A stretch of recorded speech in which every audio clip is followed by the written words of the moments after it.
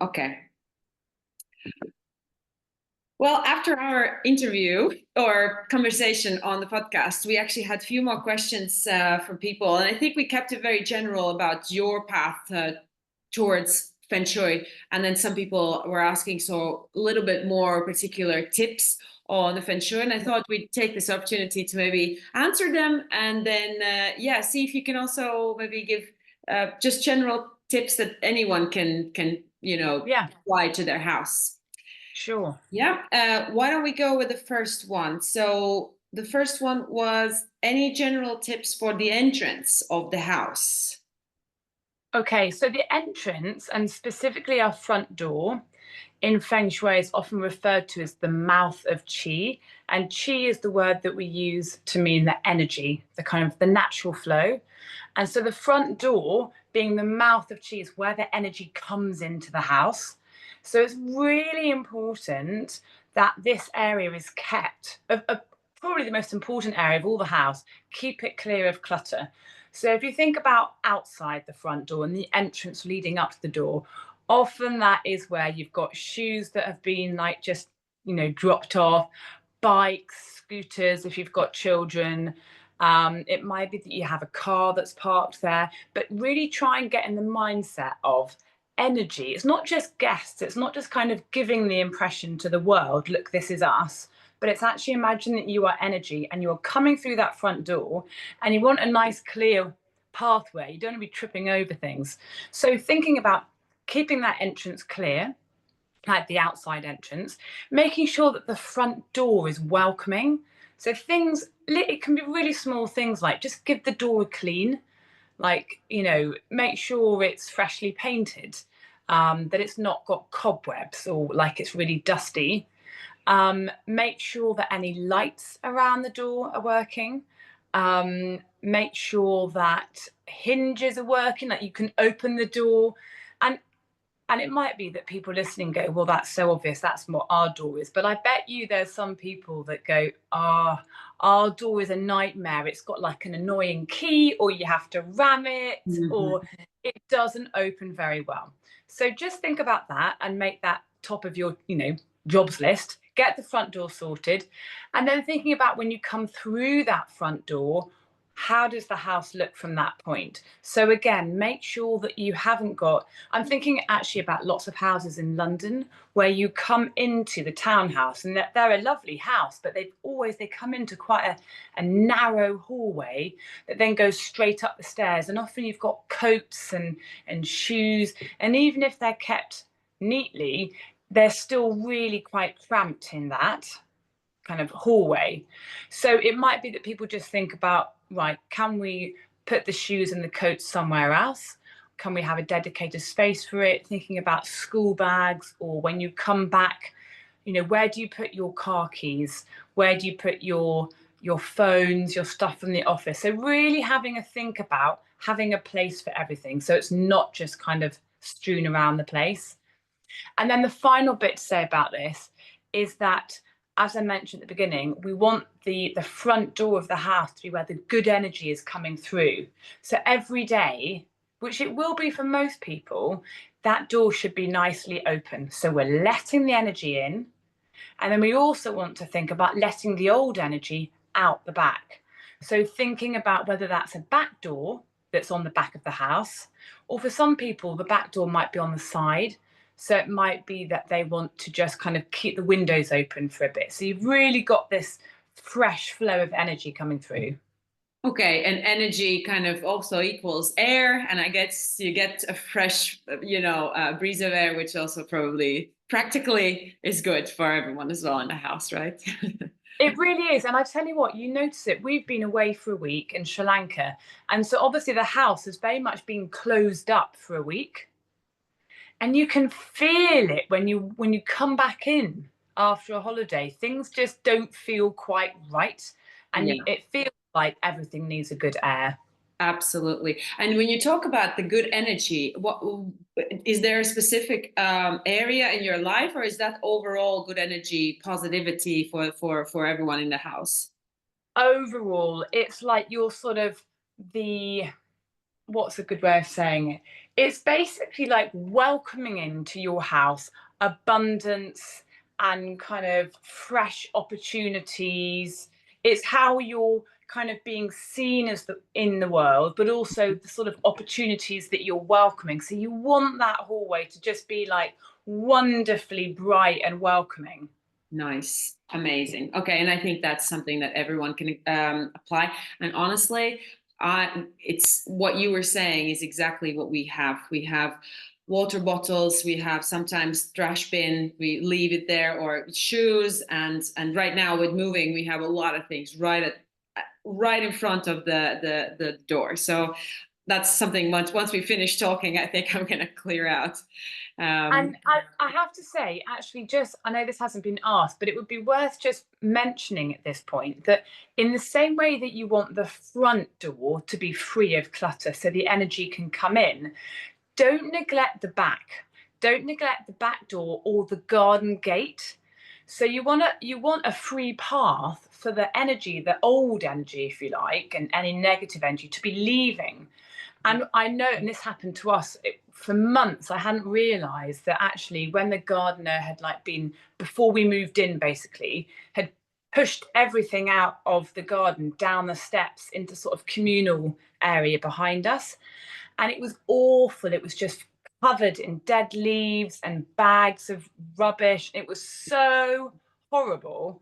And I just one day just moved it all. And it's amazing what a difference that really does make quite quickly. Oh, clutter is something that I physically can feel when you see it around. Yeah. It's like a physical form of anxiety, I feel like, you know? Yeah. All right, let's go for the next question. Okay, so another question was great conversation. Does fountain in the garden helps with the overall energy? Yeah. So water is associated with wealth. And particularly, you want kind of a gentle flow of that. So you're kind of encouraging this abundant, renewed water, renewed wealth. And if you think about going to really any nice hotel, and in Dubai, I mean, goodness, it's absolutely everywhere. You know, the fountains at Dubai Mall, everywhere has got fountains, water, and it's a real symbol of prosperity and abundance. So, absolutely, having a water fountain in the garden is great. What I'd say with it is just make sure that the water in it is, you know, it's fresh, it's clear, it's not, it hasn't got clogged up with loads of leaves Yeah. or debris. So have a think about the sort of, you know, the freshness of the water in it. Ideally, it should be flowing a little bit, so a water fountain is perfect. But if someone has got some sort of water feature that doesn't have a natural flow, you can actually just buy on Amazon a little thing that you plug in and you put into the water, and it just kind of keeps the water flowing a bit. Oh, okay, that's interesting. Yeah, well, like I wonder Um, about pools, for example. If you have a pool in a garden, would that work? Absolutely fine. Yeah. Absolutely fine. Anything, a pool's always moving. You know, it hasn't got waves in it, but you're constantly, it's being refilled and filtered. Yeah. Um, the only thing to say about water in the garden is that we at the moment are in what's called cycle 9. So in Feng Shui, there is kind of, I think it's 160 years in total, like a whole cycle, and each of those is split into 20. So actually, it must be 180. So there's 9 cycles that each last 20 years, and each of those cycles has a slightly different energy associated with it. Our last cycle was cycle 8, and it finished in February last year. So we're now very much in cycle 9. And cycle 9 is the most yang, like the most fiery energy number there is. And it is associated with the fire element. And so it's brilliant in terms of like kickstarting businesses or ideas. You know, I don't think I'm the only one at the minute that is feeling like time is just racing and things are just kind of happening really, really, really quick. And that's very much a cycle 9, that kind of energy. So some consultants will say, be careful of having water in the south area of your home. And the south is associated with the nine, with fire. And you can imagine if you put water on fire, you're putting it out. Yeah. Now, I personally, I don't think this is a massive problem if you're talking about a little fountain somewhere. Actually, we've got just outside our house our water tank for the whole house is basically outside the house and is just in the south area. So what I've done is I put a little mirror inside, so if you like, on the outside of our house, but reflecting back the water of this, because I can't do anything about that. Yeah. Yeah. It's not like I can move it. And I think this is one of those things in Feng Shui, and I kind of touched on it in our podcast, is that there are a lot of different consultants and a lot of different schools of Feng Shui. And some people will be really strict about it and will say to a client, that swimming pool is in the wrong place. It's going to bring you dreadful luck. You need to move it. And I do know of people that have moved, not swimming pools, or in fact, they've actually dug ponds and they've been in the wrong place for whatever reason because of mistakes. So I'm very cautious of making a huge recommendation like that. And I very much will go on how people are feeling, how the house is feeling. And I think you have to be a little bit cautious with these things, because actually, if the energy of the house is working elsewhere, and particularly inside, then I think it probably offsets whether you've got water in the south. But the only other thing I will say, and this is where Feng Shui does get a bit complicated, is that depending on when the house was built, your house will have its own particular set of strengths and weaknesses.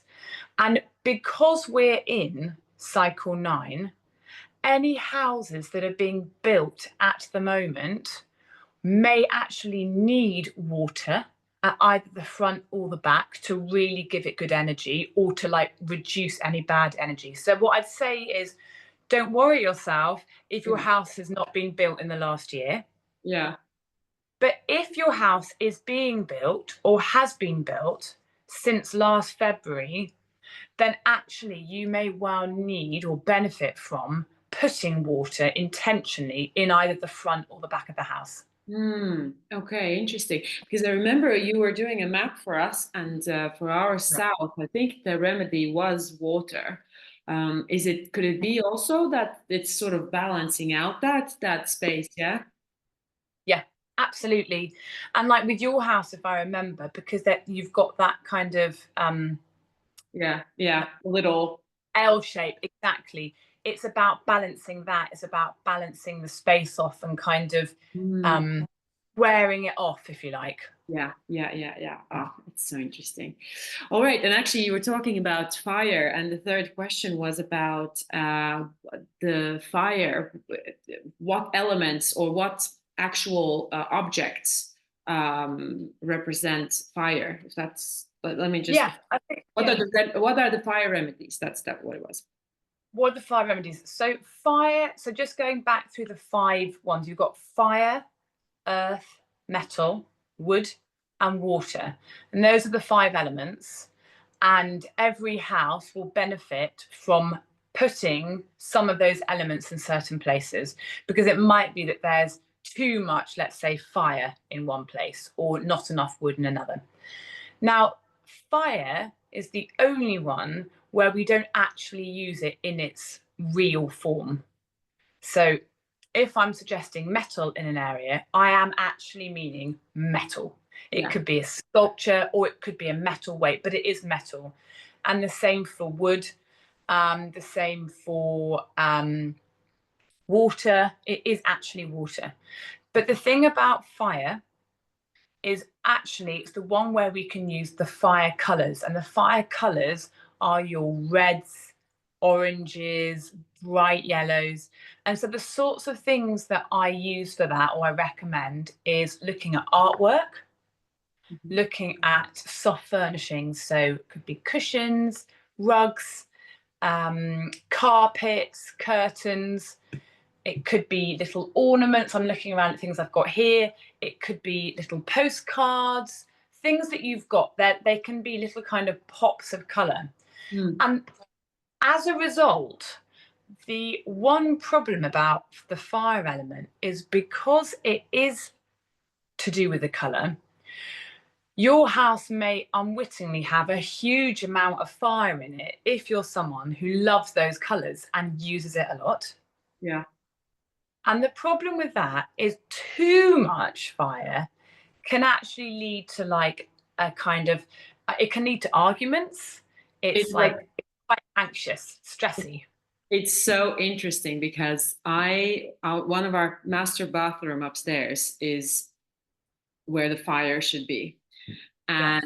And we were choosing tiles, and I chose these. I really like these tiles, but now that they're on, it's the whole wall is like yellowy orangey, and I like it, but I'm wondering if it's too much of that color, because it's actually quite sort of right in your face, so once you come here, you can have a look, you can see. Yeah.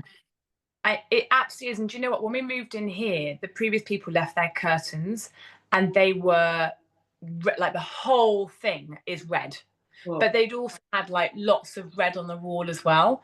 And in fact, we've still got them up there because I've offset it with other things. And I think for you, it might be that you tone it down by adding other elements or by adding a picture, yeah, so that it breaks it up a little bit. yeah, yeah, yeah, yeah. Or a ledge so that you've got like something on it.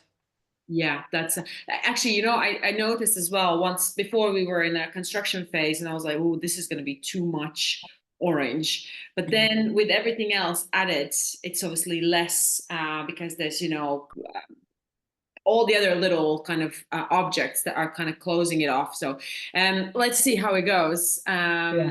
And let's see if we start arguing with my husband or not. Hopefully not. Hopefully not. Okay, and the last question was, can Feng Shui help me procrastinate less at home, particularly when it comes to exercise and healthy living?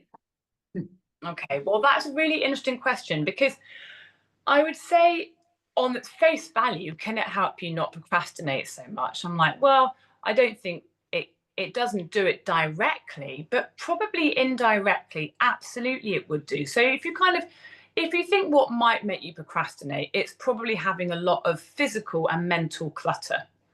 So Yeah. things that are distracting you. So I think from, one of the kind of core principles, if you like, of Feng Shui is that energy needs to be able to flow. And we've talked about kind of getting on top of clutter. So I'd say the first thing to do is just to make sure that you are on top of that and that everything has a place so that visibly as well, you're not being distracted or frustrated by the things lying around you. But within the house, you have got the different life areas that correspond with the different areas in the home. So that's called the Bagua map. And the center of our house is about our health, like our overall health and well-being. So if I was working with a client that was saying, look, I'm really struggling to kind of get myself motivated or consistent with exercise or, the kind of well-being piece, I'd very much be looking at what's going on in the center of the house. Mm. And often the center of the house can be quite neglected. Mhm. Like sometimes it might be a storeroom or a bathroom that's been put right in the middle. Other times it's very much the sort of crossroads of like going from one room into another, front to back, or perhaps the side door up the stairs, left to right. So I'd say really kind of have a look at the central part of your house. Make sure that that's kind of had a bit of love, have a bit of attention to it, and then possibly think about putting things in that area that symbolize what. So whoever asked this question, I would say, look, what is it that you are wanting to work on? Is it what specifically is it about the exercise? Is it to lose weight? Is it to feel fit? Is it to feel strong? Is it to compete in your first 10K? So first of all, get clear. what is it? Not just exercise, it's too broad. What is it specifically that you want to be kind of focused on? And perhaps what could you put into the center of your house that would just kind of symbolize that for you? And it might be that it's a picture of you when you were at a point in time when you were really healthy and you had a really good exercise program going. Or it might be a little book or a magazine that is, to do with fitness. So it, again, actually, it's a really nice question in many ways, because I think really Feng Shui can be used for everything. What Yeah. it's about getting intentional with what are you wanting, and how can you use your home to help kind of focus you on it and keep you clear. Because I think what's really important is that often we rely on our conscious ability to kind of keep us on task. So I must do this, and I will get up, or I'll set my alarm. It's very intentional. But the thing about Feng Shui is you are using the energy of your home to help you when you're not even thinking about it. Yeah. So you don't have to be consciously thinking about the exercise. It's there already. It's there to support you.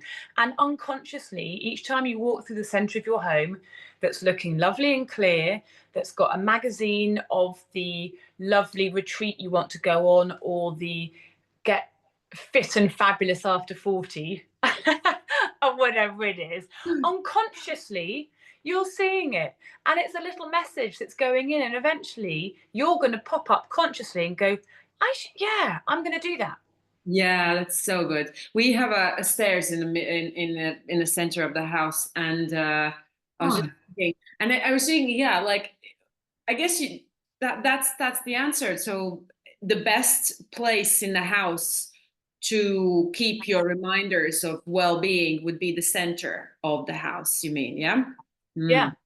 And Interesting. actually, in many ways, having the staircase there is quite a fun place to have it, because you're going up, everybody in the house is going up and down it all the time. Yeah. So you could use it as your place where you have your pictures or your little symbols to Mm. set those intentions.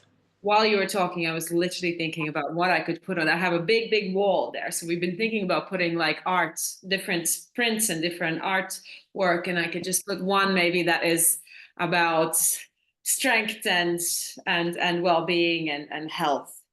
Um, that's Definitely. well, thank you. I really enjoyed this. Let's see if we can add this on Instagram, and Uh, be grateful for you to come on. awesome. Well, I've really enjoyed it. Thanks for the questions, Paula. Yeah, absolutely. All right. All right. See you. See ya. Bye.